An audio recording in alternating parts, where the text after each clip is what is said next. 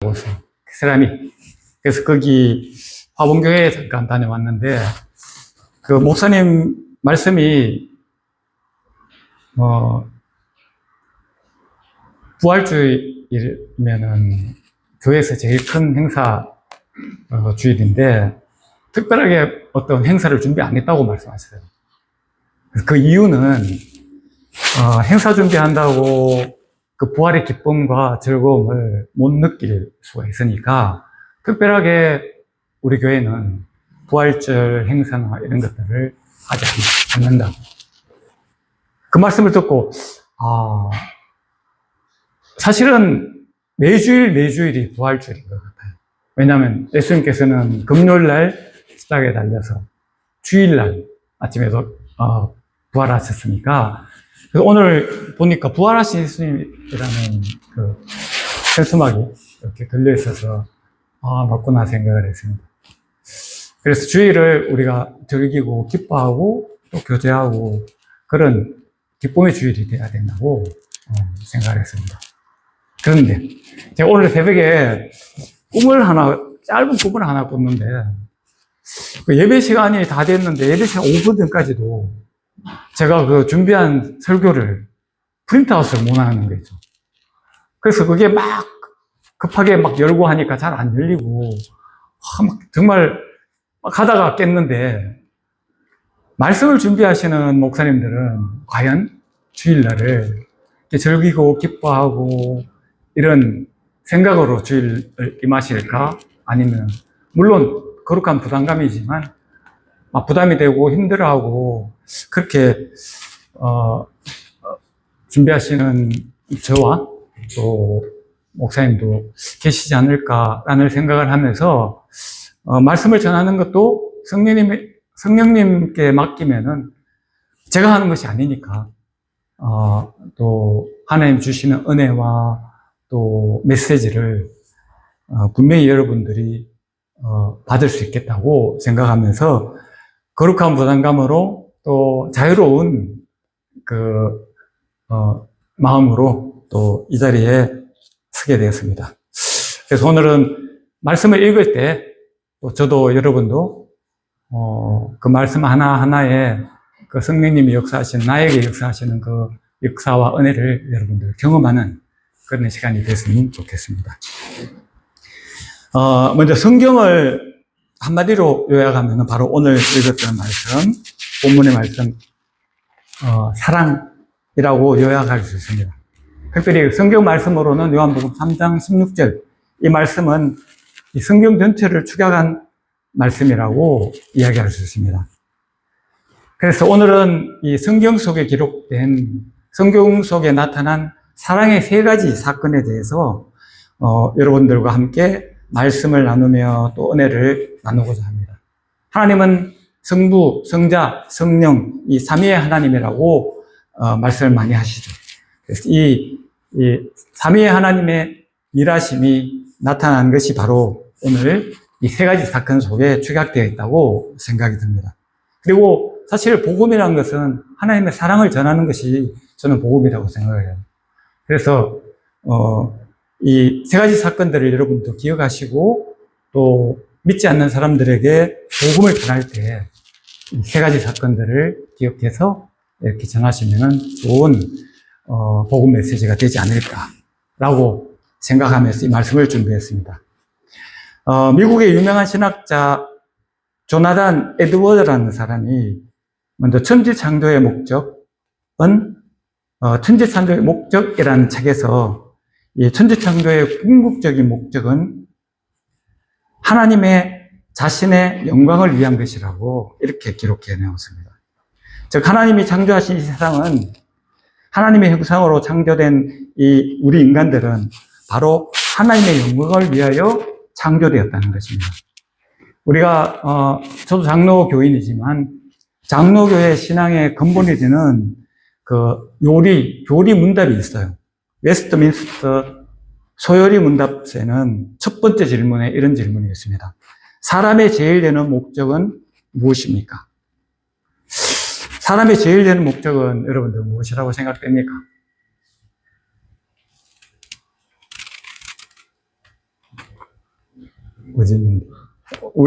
나의 어떤 삶의 목적, 내가 태어난 목적,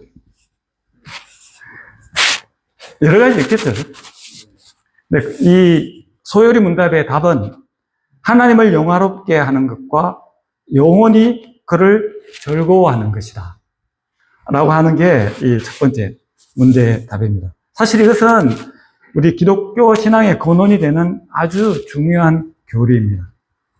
하나님이 사람을 창조하신 목적은 그 창조된 피조물이 하나님께 영광을 돌리고 또 하나님과 교제하며 영원히 즐거워하는 것입니다.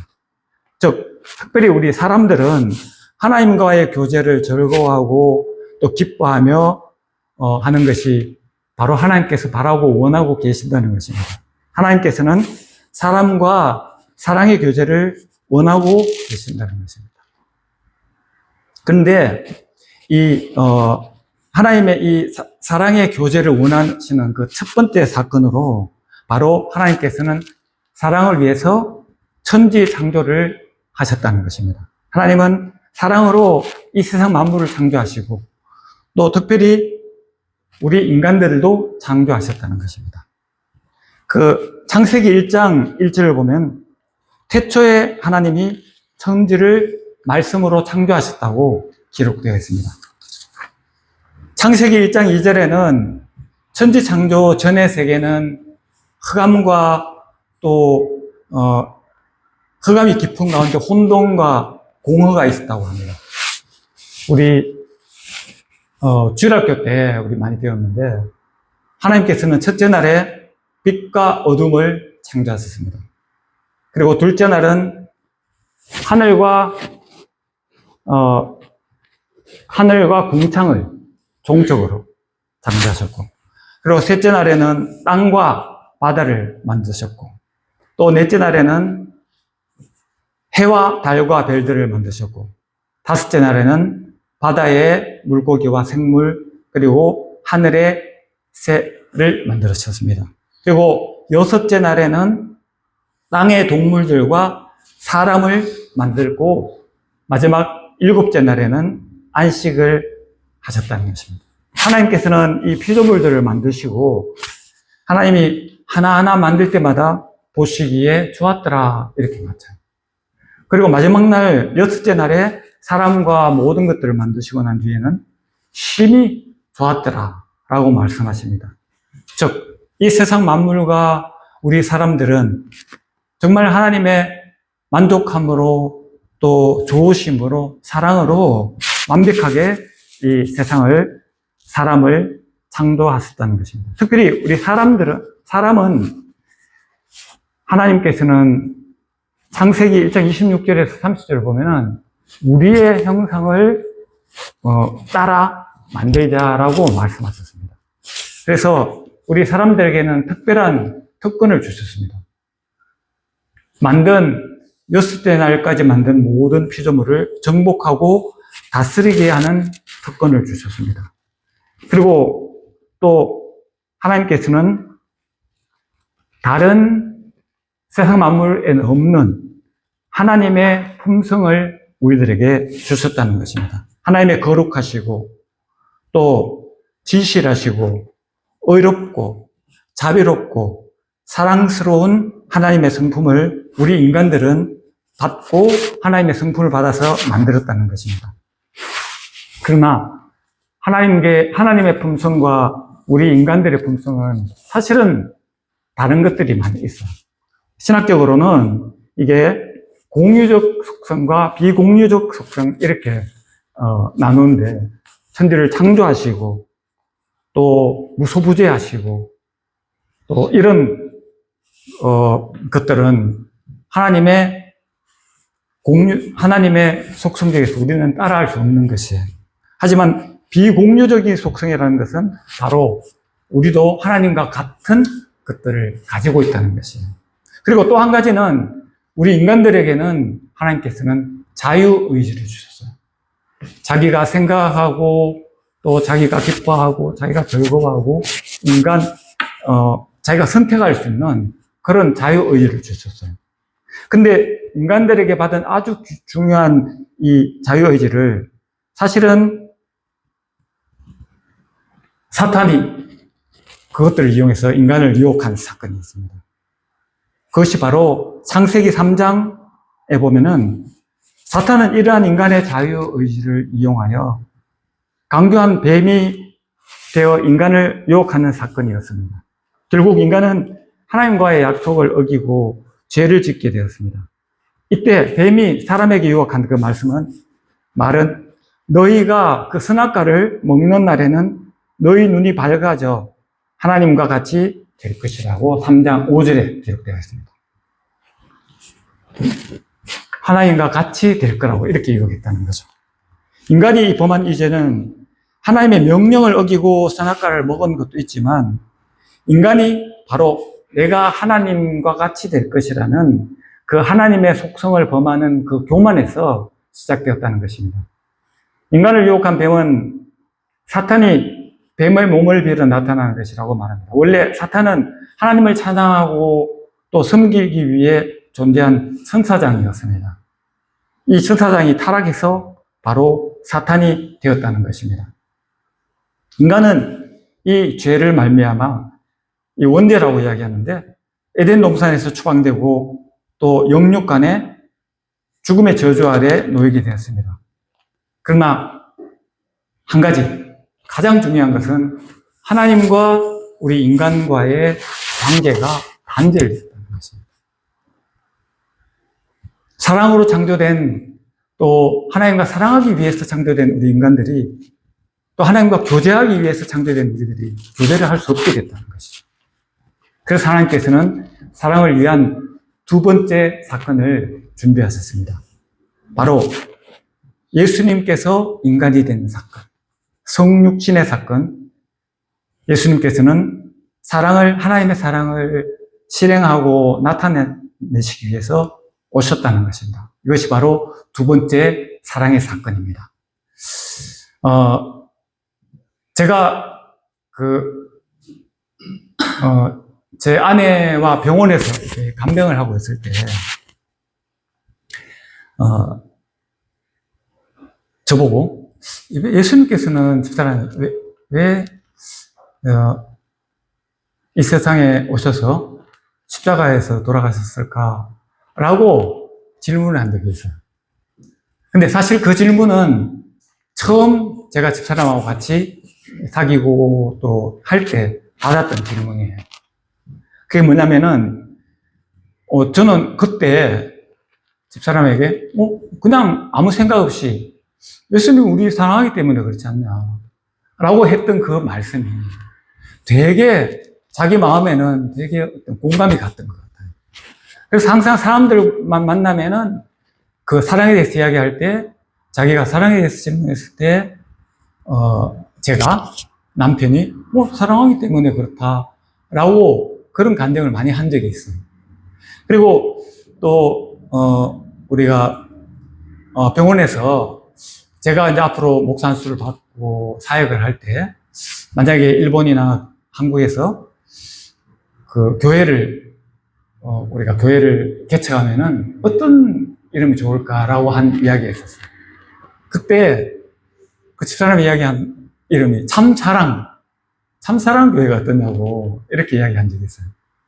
그래서 사실 제가 지금 일본에 선교를 준비하고 또 선교회를 만들 때 참사랑 선교회 이렇게 제가 지으려고 생각을 해요.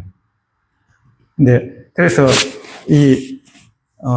예수님께서는 우리를 사랑하시고 또 하나님의 사랑을 실천하시기 위해서 이 세상에 오셨다는 것입니다.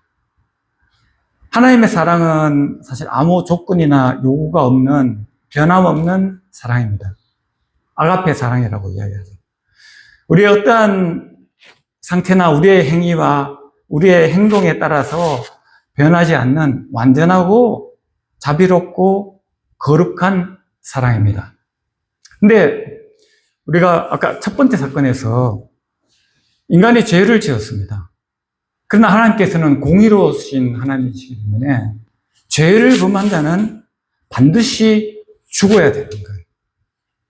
그래서 우리는 아담을 통해서 원죄가 우리들에게 들어왔는데 그 죄의 결과는 반드시 사망과 형벌로 해결해야 된다는 것입니다. 로마서 5장 12절에 보면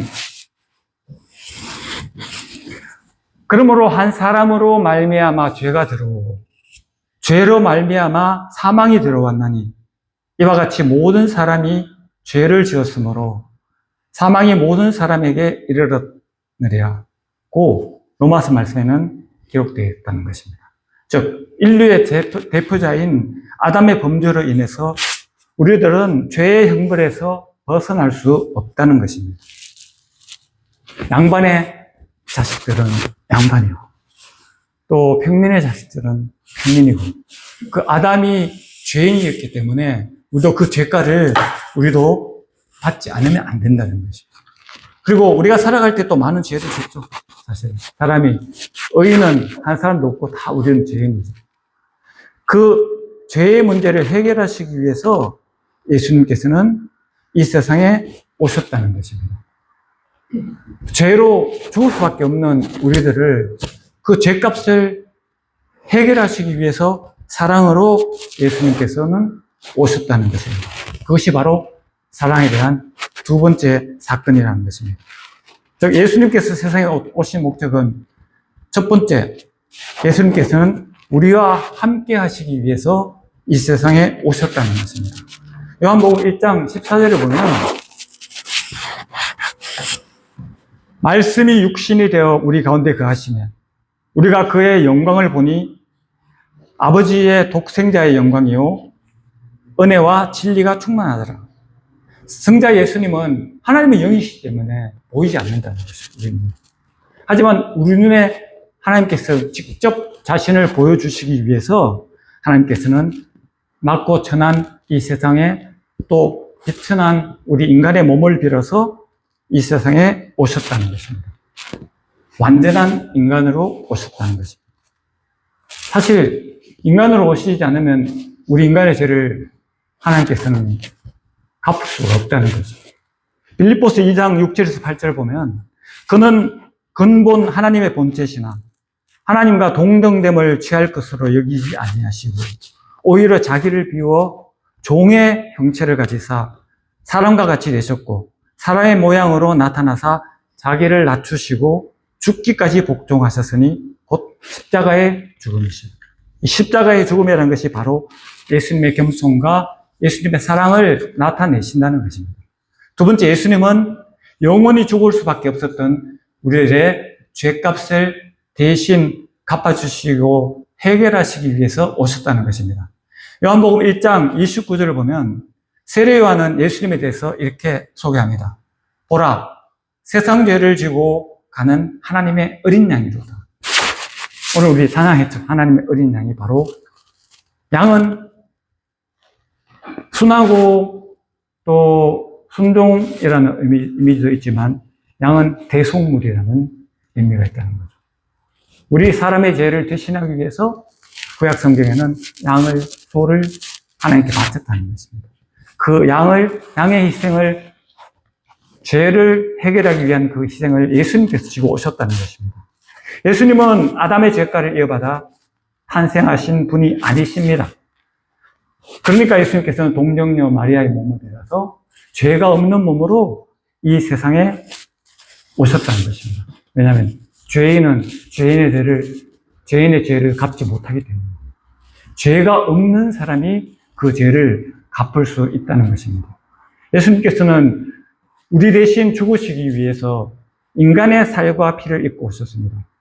죄가 없으신 그분이 십자가에서 죽으시고 또 우리의 부활을 보여주시기 위해서 육체로 예수님께서는 우리도 이렇게 예수님처럼 부활한다는 것들을 보여주시기 위해서 첫 열매로 부활하셨다는 것입니다. 예수님께서는 이처럼 인간의 몸을 입고 우리의 죄를 갚아주시고 또 우리의 부활을 보여주셨던 것은 바로 우리를 예수님께서는 사랑하셨기 때문에 그렇다는 것입니다. 그리고 예수님은 우리들을 끝까지 사랑하십니다. 요한복음 13장 1절에 보면 유월절 전에 예수께서 자기가 세상을 떠나 아버지께로 돌아가실 때에 내가 이런 줄 아시고 세상에 있는 자기 사람들을 사랑하시되 끝까지 사랑하시니라. 예수님께서는 제자들을 사랑하시되 끝까지 사랑하셨습니다. 주님을 배반한 제자들도, 또 십자가에 달리실 때 겁이 나서 도망간 제자들도, 주님의 부활을 의심한 제자들도 예수님께서는 끝까지 사랑하고 계십니다. 예수님께서는 우리를 끝까지 사랑하시는 분이십니다. 마태복음 28장 20절에 보면 내가 너희에게 분부한 모든 것을 가르쳐 지키게 하라 볼지어다 내가 세상 끝날까지 너희와 항상 함께 있으리라. 예수님께서는 6월절 최후의 만찬에서 제자들의 발을 씻기시고 제자들에게 주님이 제자들을 사랑한 것 같이 서로 사랑하라는 새 계명을 주셨습니다. 그리고 십자가의 죽으심을 말씀하시며 제자들에게 잠시 나는 이 세상에서 떠난다고 말씀하실 때 베드로는 끝까지 따라가겠다고 이야기했습니다. 하지만 그 베드로는 결국 예수님께서 십자가에 달리실 때 3번 부인하고 말았습니다. 이렇게 주님의 떠나심을 근심하는 제자들에게 주님은 요한복음 14장 1절 3절에서 말씀하십니다. 너희는 마음에 근심하지 말라. 하나님을 믿으니 또 나를 믿으라. 내 아버지 집에 거할 곳이 많도다. 그렇지 않으면 너희에게 일렀으리라. 내가 너희를 위하여 거처를 예비하러 가노니 가서 너희를 위하여 거처를 예비하면 내가 다시 와서 너희를 내게로 영접하여 나 있는 곳에 너희도 있게 하리라. 예수님의 사랑은 사실 이 세상만이 아니라는 것입니다. 주님은 우리를 위하여 하늘나라에 우리의 처소도 준비해 놓으신다는 것입니다. 뿐만 아니라 예수님께서 누리시는 하나님의 사랑과 그 영광을 우리들도 누리시기를 원하고 계신다는 것입니다. 요한복음 17장에 보면 좀 긴 말씀인데 17장 20에서 26절에 보면 예수님의 제자들을 위한 또 우리들을 위한 중보기도가 여기에 있습니다. 20절을 보면 예수님의 기도입니다. 중보기도입니다. 내가 비옵는 것은 이 사람들만 위함이 아니요 또 그들의 말로 말미암아 나를 믿는 사람들도 위함이니. 즉 예수님의 그 당시 있었던 예수님의 제자와 또 예수님을 따르는 사람들 뿐만 아니고 그 제자들의 말씀을 통해서 예수님을 믿는 사람들, 즉 지금 우리들에게도 하는 말씀이시라는 것입니다. 21절 아버지여 아버지께서 내 안에 내가 아버지 안에 있는 것 같이 그들도 다 하나가 되어 우리 안에 있게 하사 세상으로 아버지께서 나를 보내신 것을 믿게 하옵소서. 하나님이 예수님 안에 있는 것처럼 우리들도 다 예수님 안에 있고 또 예수님을 믿도록 하십시오.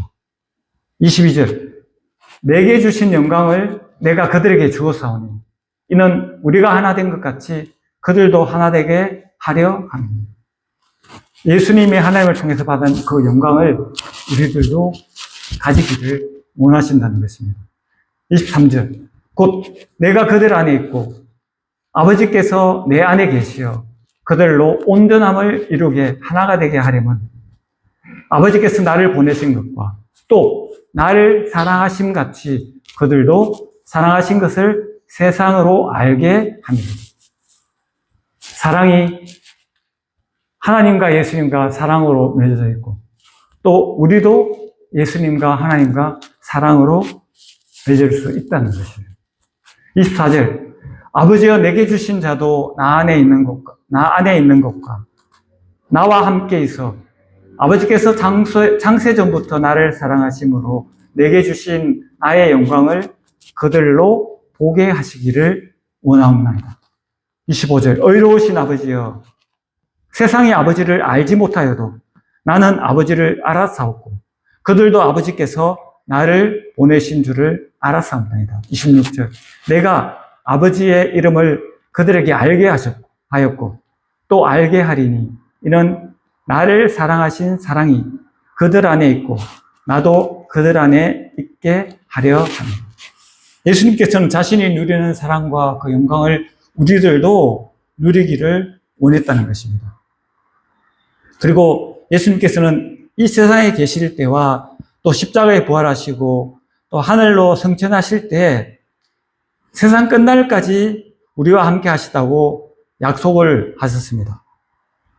그 세상 끝날까지 예수님의 사랑이 우리와 함께 할 수 있는 사건이 바로 세 번째 사건, 바로 마가다락방의 성령 강림의 사건이라는 것입니다.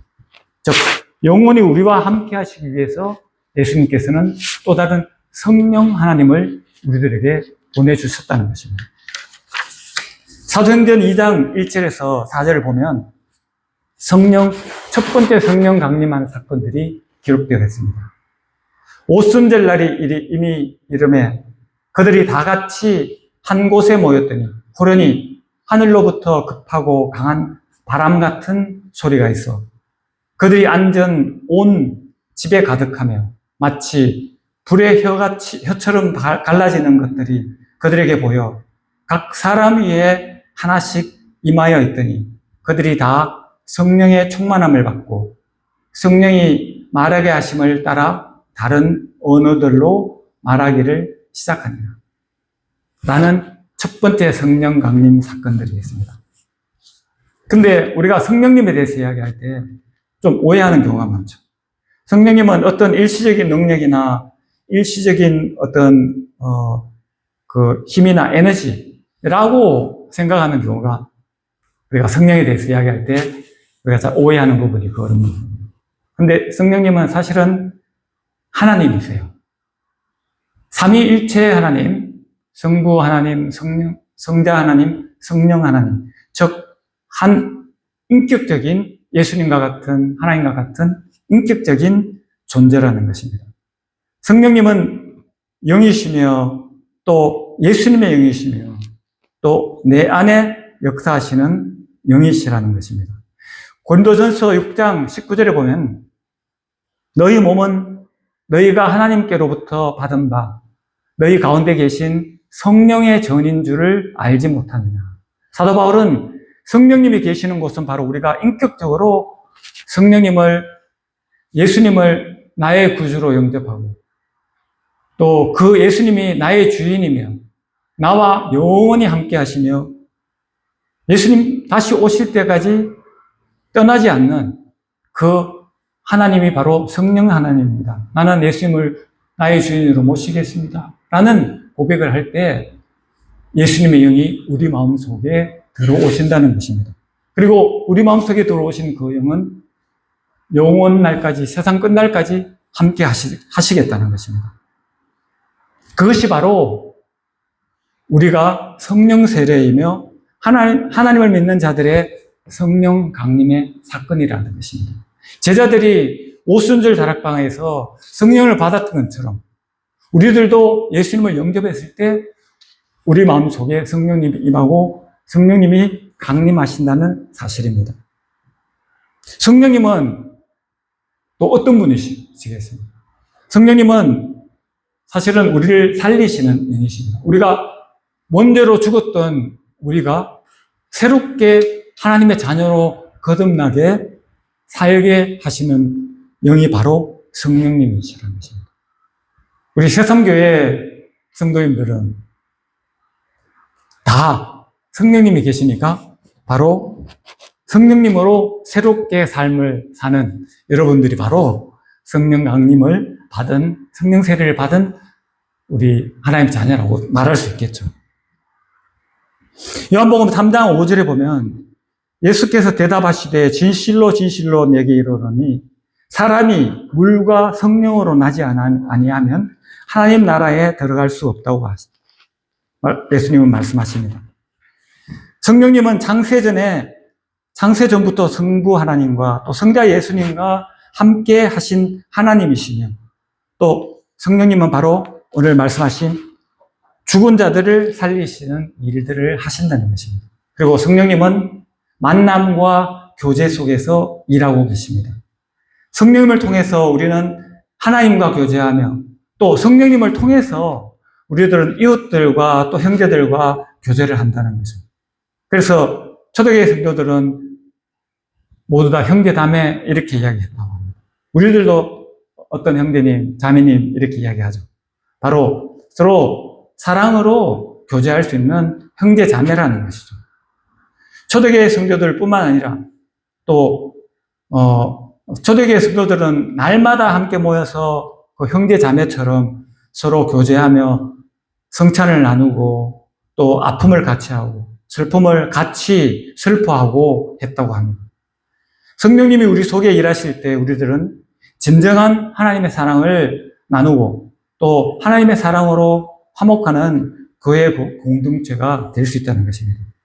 세 번째, 성령님은 우리들을 주의 일을 하는 사랑의 봉사자로 만든다는 것입니다. 성령을 받은 자는 열심히 주의 일을 합니다. 성령 충만을 받은 예루살렘 교회 성도들은 열심히 만나서 교제하고 열심히 기도하고 열심히 봉사하고 열심히 전도하며 또 주의 일을 했습니다. 그 결과 그 예루살렘 교회의 성도들의 복음이 지금 우리까지 전달이 되었다는 것입니다. 사실은 성령님이 없는 봉사와 열심과 또 일들은 사실은 그 안에 기쁨이 없고 사랑이 없을 수가 있죠. 하나님의 사랑과 또 성령님의 일하심이 있기 때문에 그 열심과 봉사는 힘들지 않고 또 즐기면서 기뻐하며 할 수 있다는 것입니다. 그리고 성령님이 내 안에 역사하시며 일하신다는 것들은 사실은 우리가 무엇을 보고 알 수 있을까요? 바로 갈라디아서에 보면 성령의 일하심과 성령의 능력을 통해서 나타나는 결과들이 있어요. 갈라디아서 5장 22절, 23절에 보면 성령의 9가지 열매가 있습니다. 오직 성령의 열매는 우리 한번 같이 읽어볼까요? 시작! 오직 성령의 열매는 사랑과 희락과 화평과 오래 참음과 자비와 양성과 충성과 사랑과 온유와 절제니 이 같은 것을 금할 없느니라 라고 사도 바울 선생님은 이야기하고 있습니다. 사실은 9가지가 있지만 더 많을 수도 있고 또 이 9가지 열매의 시작은 사랑으로 시작됩니다. 그래서 사실은 다 유기적인 관계 또 다 연결되어 있다고 하는 것입니다. 그 성령의 열매들은 사실은 우리들의 노력과 우리들의 열심과 또 우리들의 결심으로 열려지는 것은 아니라는 것입니다. 내 속에 임재하신 성령님, 그 성령님의 사랑을 경험하고 또 그 성령님의 사랑을 나누고 또 내 안에 역사하시는, 그래서 내 안에 역사하시는 그 성령님이 일하실 때 바로 충만하게 그 열매들이 맺혀진다는 것입니다. 내 안에 사랑이 넘쳐날 때 또 그 사랑은 바로 이 세상의 주위로 퍼져나갈 수 있다는 것입니다. 내 안에 있는 성령님의 사랑이 퍼져나갈 때 그 삶이야말로 정말 우리들이 하나님께서 우리들을 창조하신 그 창조의 목적을 이루는 삶이며 또 우리들이 이 세상을 살아가는 진정한 목적과 이유가 된다는 것입니다. 하나님의 영광, 하나님의 사랑을 위한 그 삶이며 또 그 삶이 바로 하나님을 즐거워하는 삶이라는 것입니다. 이제 말씀을 맺겠습니다. 하나님은 사랑이십니다. 성부 하나님은 사랑이시고 또 그 사랑을 표현하시고 나타내시기 위해서 오신 분이 바로 성자 예수님 하나님이십니다. 그리고 그 성자 예수님께서 약속하신 세상 끝날까지 우리와 함께 하시겠다는 그 약속을 지키기 위해서 우리들에게 보내주신 하나님이 바로 성령 하나님이시며 우리와 영원히 함께 하시며 또 우리를 하나님의 사랑으로 인도하시며 또 하나님의 사랑, 많은 사랑의 열매들을 맺게 하신다는 것입니다. 우리들은 사랑받기 위해서 하나님을 통해서 사랑받기 위해서 창조된 존재들입니다. 그리고 그 사랑을 받은 우리들은 또 하나님을 사랑하고 우리 주위의 많은 사람들을 사랑하기 위해 창조된 존재들입니다. 우리가 세상을 살아가는 이유와 목적이 하나님을 사랑하고 또 이웃을 사랑하고 또 하나님의 사랑을 이 세상의 기쁨으로 전하는 저와 여러분들이 되시기를 주님의 이름으로 축원합니다. 기도하겠습니다.